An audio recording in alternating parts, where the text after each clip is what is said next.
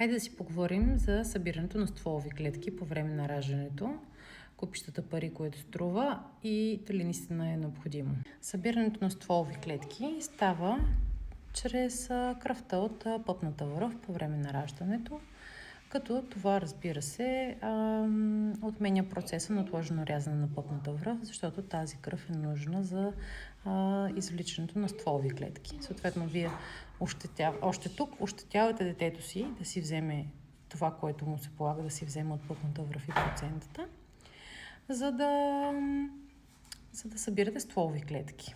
А сега за тези стволови клетки. Реално шансът детето ви да използва собствените си замразени стволови клетки е под 100 на процента.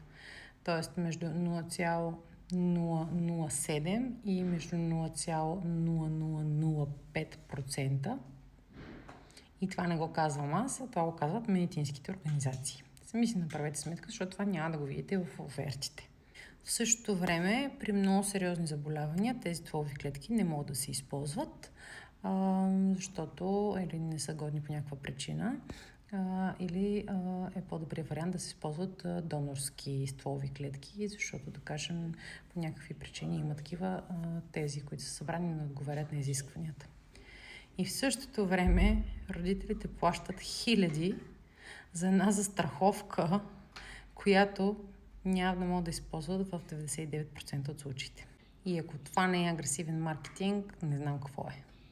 Аз не съм го правила никога, не бих го и направила, защото за мен е абсолютно излишно. Информирала съм се обаче, за да си изграда това мнение и съм изчела много материал по темата. Не е само ChatGPT, още преди ChatGPT съм чела, когато родих протосите, нямаше ChatGPT. Така че, моля ви, информирайте се добре преди да плащате такива бомбастични суми пари, просто за да пълните нечий джоб. Ще ми е интересно, между другото, да кажете в коментари вие дали платихте такъв пакет за събиране на стволови